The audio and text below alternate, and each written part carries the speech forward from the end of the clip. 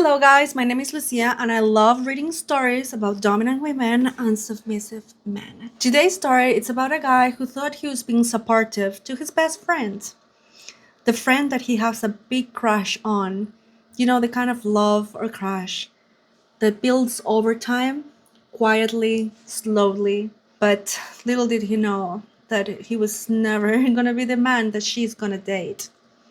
She likes other kind of men. But this story is not about rejection. This story it's about finding a purpose. Let's get into it. I used to think I was straight. I mean, I am.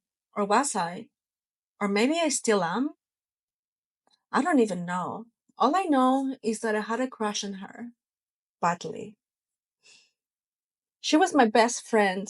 The kind you secretly fall for, slowly, over time.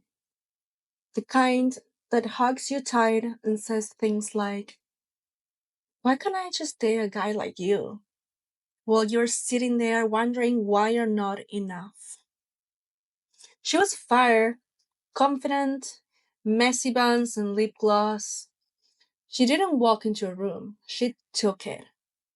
And I was just the good guy, the safe option. The one who picked her up when her heels got too high, or when her dates didn't call back. The one who always listened, always cared. But he was the alpha, her boyfriend. He didn't listen. He didn't ask how she felt. He told her what she was. He told her to come over. He told her what to wear. He was bold, loud, the kind of man she would giggle about on the phone with me while I quietly swallowed my jealousy. You like him? I would ask. And she would laugh. Oh, God, yeah. She just takes control. I don't even have to think. That hits something in me. I really wanted to be that. I wanted to be him. But instead of becoming him, I started becoming something different, something else. It started small. She'd ask me for help when it came to picking her outfit. Nothing weird. She would just try on two dresses and ask me which one would look better on her. Then it became like, can you clean this? Can you organize that? And I did it all. And every time I did it, she smiled like I was the most obedient little helper. He would call me her sweet little sissy bestie. At first, I laughed, played along, but every time she said it, my sweet little sissy, something inside of me stung and tingled. I started anticipating it. I started craving that word and that role. I wanted it. She said it so casually, so sweetly, like it was the most natural thing in the world. And she never stopped, you know, just showing me my place. You're not like him, she would say, brushing my hair back as I knelt to buckle her heels. He makes me feel small. You make me feel pampered. I didn't know what was happening. I wasn't attracted to him, not really, but I watched him. Watched how he grabbed her waist, how he softened, watch how she softened under him, and then she'll call me after to talk, to vent. Well, she was still glowing, and I would listen. And she would say things like, oh, you're such a good boy for me.